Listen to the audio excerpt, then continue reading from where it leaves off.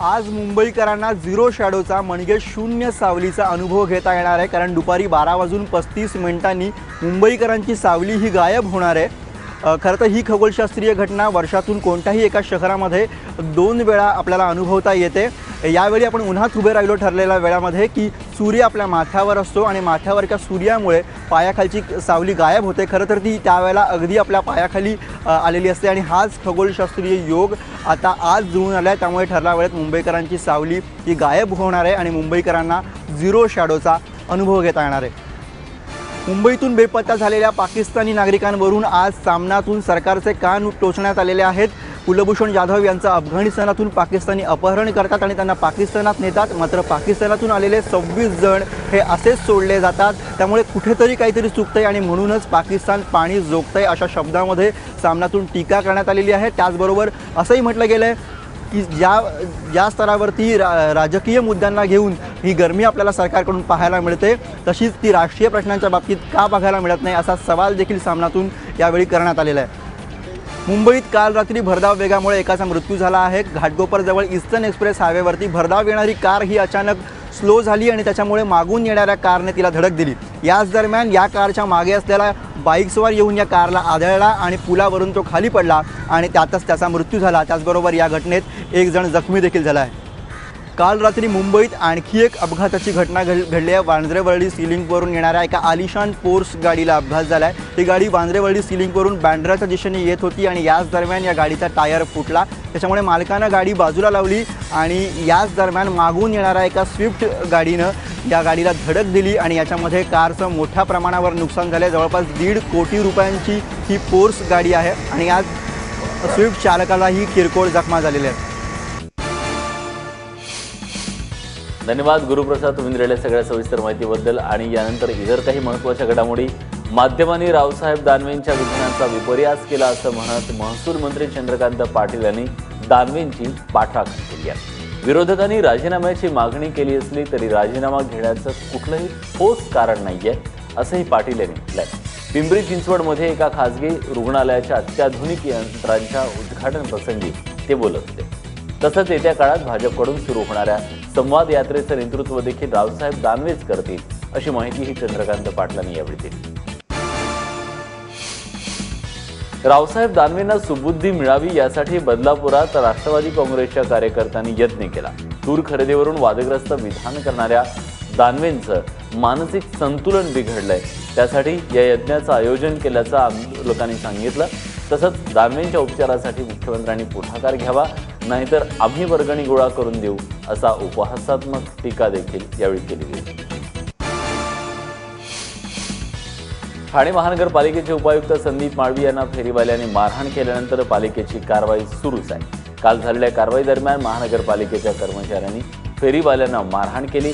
यात काही फेरीवाले जखमी झाले। जखमींमध्ये एक लहान मुलगा, 2 महिला आणि एका पुरुषाचा समावेश आहे। जखमी मुलाच्या पायाला जबर मार लागलाय। या सगळ्यांवर ठाण्याच्या सिव्हिल रुग्णालयात उपचार सुरू आहे।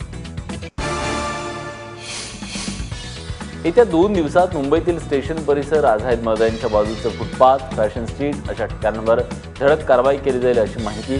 तसंच फॅशन स्ट्रीटवरील 40 परवानाधारक फेरीवाल्यांना सध्या नोटिसा बजावण्यात आल्या। या 40 फेरीवाल्यांना कारवाईच्या पहिल्या टप्प्यात हटवण्यात येणार आहे। अधिकृत परवाने असले तरी नियमबाह्य रीतीनं स्टॉल उभारणाऱ्या फेरीवाल्यांवर कारवाई अटळ असल्याची माहिती मिळते आहे। त्यामुळे मुंबईतले रस्ते आणि मुंबईकर मोकळा श्वास खरोखरच घेतील का, अशी ही चर्चा आता सुरू झाली आहे। पतीच्या जाचाला कंटाळून जीवन संपवणाऱ्या अनेक दुर्दैवी विवाहितांची कहाणी आपण ऐकली असेल।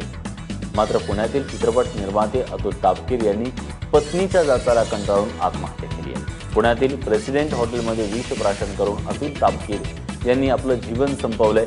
मात्र हा टोकाचा निर्णय घेण्यापूर्वी अतुल तापकीर यांनी फेसबुकवर सुसाईड पोस्ट केली, ज्यात पत्नी प्रियंकाकडून होणाऱ्या त्रासाचा सविस्तर पाढा त्यांनी वाचलाय। तापकीर यांच्या आत्महत्येप्रकरणी डेक्कन पोलीस ठाण्यात गुन्हा दाखल करण्यात आला असून पोलीस पुढील चौकशी करत आहेत। डोंबिवलीतील सोळी गावातील किशोर चौधरी हत्या प्रकरणात आणखी एक धक्कादायक माहिती समोर आली आहे। किशोर चौधरींच्या शरीरातून तब्बल 28 गोळ्या बाहेर काढल्याची माहिती सूत्रांनी दिली आहे। काही दिवसांपूर्वी घर दुरुस्तीच्या ठेक्यावरून दिलीप भोईर आणि त्याच्या साथीदारांचा चौधरींशी वाद झाला. या वादातून चौधरींवर गोळीबार झाला, त्यात चौधरींचा मृत्यू झाला. दरम्यान मारेकऱ्यांनी चौधरींचा साथीदार महिमा दासचं देखील अपहरण केलं. त्यानंतर आरोपींनी महिमा दासचा मृतदेह पोलादपूर महाबळेश्वरच्या दरीत टाकल्याची कबुली दिली. अखेर शनिवारी रात्री महिमा दासचा मृतदेह सापडला. पुण्यातल्या डेक्कनमधलं चितळे दुकान आता दुपारच्या 1 ते 4 या वेळेत देखील सुरू राहणार आहे. सगळ्यांसाठी नसली तरी ही बातमी पुणेकर आणि ज्यांना पुणे माहीत आहे अशांसाठी जरा जास्त जिव्हाळ्याची आहे. ठाण्यात इंद्रधनु संस्थेतर्फे चितळे परिवाराची एक मुलाखत घेतली गेली. त्यानिमित्त चितळे उद्योग, त्याचा इतिहास आणि वाटचाल अशा अनेक प्रश्नांची उत्तरं देण्यात आली. त्यावेळी ही माहिती देखील देण्यात आली. पुणे आणि पिंपरी चिंचवड महानगरपालिकेच्या हद्दीतून जाणारे राज्य आणि राष्ट्रीय महामार्ग अवर्गीकृत करण्यात यावे अशी मागणी सार्वजनिक बांधकाम विभागाकडे करण्यात आली आहे. ही मागणी मान्य झाल्यास या महामार्गावरील दारूची दुकानं सुरू होण्याचा मार्ग मोकळा होईल. सुप्रीम कोर्टाच्या निर्णयानंतर महामार्गापासून 500 मीटर अंतरावरील दारू विक्रीवर बंदी घालण्यात आली आहे. पिंपरी चिंचवड महानगरपालिकेनं पाण्याची कशा प्रकारे नासाडी केली हे एबीपी माझानं समोर आणल्यानंतर आता प्रशासनाला जाग आली आहे. महापालिका प्रशासनानं अखेर पाण्याची बचत करायला सुरुवात केली आहे. 2 मे पासून शहरात पाणी कपात लागू करण्यात आली. मात्र गेल्या रविवारी पिण्याच्या पाण्यानं पालिकेची इमारत धुण्याचा पराक्रम केला गेला. माझानं बातमी दाखवल्यानंतर महापौरांनी संबंधित अधिकाऱ्यांची कानउघडणी केली. त्यानंतर आता इमारतीची स्वच्छता राखण्यासाठी आवश्यक तितक्याच पाण्याचा वापर करण्यात येतोय. वर्सोवा पुलावरील जुना ब्रिज बंद केल्यामुळे निर्माण झालेली जी वाहतूक कोंडी आहे त्याचा फटका अनेक मालिकेतल्या कलाकारांना बसलाय. वसईतील कामण, चिंचोटी आणि पोमण या परिसरात अनेक स्टुडिओ, नामवंत मालिकांचं या स्टुडिओत शूटिंग सुरू आहे. पण वाहतूक कोंडीमुळे कलाकार आणि कामगार वेळेवर पोहोचू शकत नसल्यामुळे कलाकारांनी शूटिंगकडे पाठ फिरवली आहे. गेल्या 8 महिन्यापासून दुरुस्तीच्या नावाखाली वर्सोवा पुलावर वाहतूक कोंडी होतीये. कालपासून तर जुना पूलही वाहतुकीसाठी पूर्णपणे बंद करण्यात आला. पुण्यात मागच्या 4 दिवसांपासून सुरू असलेल्या भारतीय विज्ञान संमेलनाचा काल समारोप झाला. मुख्यमंत्री देवेंद्र फडणवीस यांच्यासह अनेक मान्यवर या समारोपाला हजर राहिले. भारतानं विज्ञान आणि तंत्रज्ञान क्षेत्रात केलेल्या प्रगतीचं प्रतीक म्हणून सैन्य दलात वापरल्या जाणाऱ्या शस्त्रांचं संमेलन भरवण्यात आलं होतं. फर्ग्युसन महाविद्यालयात भरवल्या गेलेल्या या संमेलनात मागच्या 4 दिवसात 3.5 लाख पुणेकरांनी हजेरी लावली. यापुढेही महाराष्ट्राच्या प्रत्येक शहरात अशा प्रकारचं संमेलन भरवलं जावं अशी इच्छा मुख्यमंत्र्यांनी व्यक्त केली.